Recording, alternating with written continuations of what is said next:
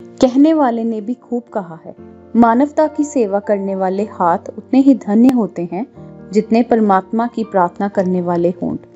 नमस्कार दोस्तों, कैसे हैं आप सब। आइए आपको एक कहानी सुनाती हूँ। एक शहर में एक सेठ रहता था। उसके पास बहुत पैसा था। वे बहुत फैक्ट्रियों का मालिक था। एक शाम अचानक उसे बहुत बेचैनी होने लगी। डॉक्टर को बुलाया गया। उसने सारे टेस्ट करवा लिए पर कुछ भी नहीं निकला। लेकिन उसकी बेचैनी तो बढ़ती ही जा रही थी। उसके समझ में नहीं आ रहा था कि ये क्या हो रहा है। रात हुई, नींद की गोलियां भी खा ली, पर नींद तो आने को तैयार ही नहीं थी, ना ही बेचैनी कम होने का नाम ले रही थी।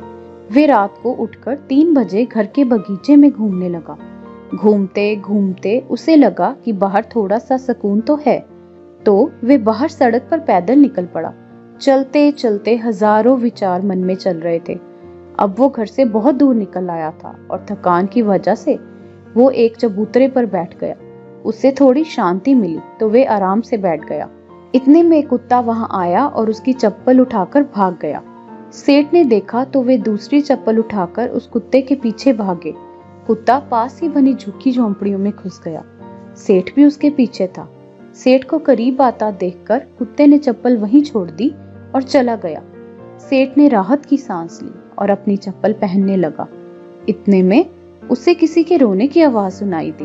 वे और करीब गया तो एक झोंपड़ी में से आवाज आ रही थी। उसने झोंपड़ी के फटे हुए भोरे में झांक कर देखा तो वहां एक औरत रो रही थी। उस औरत की हालत बहुत खराब थी और वे बोल रही थी, हे भगवान मेरी मदद करो, हे भगवान मेरी मदद करो, और रोते ही जा रही थी। सेठ के दिल में ख्याल आया कि आखिर वो औरत क्यों रो रही है, उसको क्या तकलीफ है, और उसने अपने दिल की सुनी और वहां जाकर दरवाजा खटखटाया। उस औरत ने दरवाजा खोला तो सेठ ने कहा कि मुझे तो बस इतना जानना है कि तुम क्यों रो रही हो। वे औरत की आंखों में से आंसू टपकने लगे और उसके पास ही सोई हुई उसकी 7-8 साल की बच्ची की ओर उसने इशारा किया और रोते रोते कहने लगी कि मेरी बच्ची बहुत बीमार है और उसके इलाज में बहुत खर्च आएगा, और मैं तो घरों में जाकर झाड़ू पोंछा करके जैसे तैसे अपना पेट पालती हूँ, मैं कैसे इलाज कराऊंगी इसका। ये सब सुनकर सेठ का दिल पिघल गया और उसने तुरंत फोन लगाकर एम्बुलेंस बुलवाई और उस लड़की को हॉस्पिटल में एडमिट करवा दिया। डॉक्टर ने 1.5 लाख का खर्चा बताया तो सेठ जी ने कहा कि इसका इलाज मैं खुद करवाऊंगा, और उस औरत को अपने यहाँ नौकरी देकर अपने बंगले के सर्वेंट क्वार्टर में जगह दी और उस लड़की की पढ़ाई का जिम्मा भी ले लिया। वो सेठ कर्म प्रधान तो था पर नास्तिक था, पर अब उसके मन में सैकड़ों सवाल चल रहे थे, क्योंकि उसकी बेचैनी तो उस वक्त ही खत्म हो गई थी जब उसने एम्बुलेंस को बुलवाया था।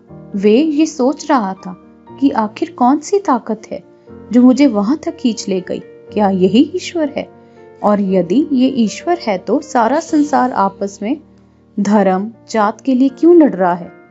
क्योंकि ना मैंने उस औरत की जात पूछी और ना ही ईश्वर ने जात पात देखी, बस ईश्वर ने तो देखा तो उसका दर्द और मुझे इतना घुमाकर उस तक पहुंचा दिया।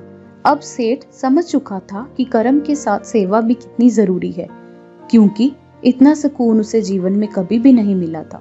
दोस्तों, इस कहानी से हमें ये शिक्षा मिलती है कि मानव और प्राणी सेवा ही धर्म है, यही असली भक्ति है। यदि ईश्वर की कृपा पाना चाहते हैं तो इंसानियत अपना लें और समय समय पर उन सबकी मदद करें जो लाचार या बेबस हैं, क्योंकि ईश्वर इन्हीं के आसपास रहता है।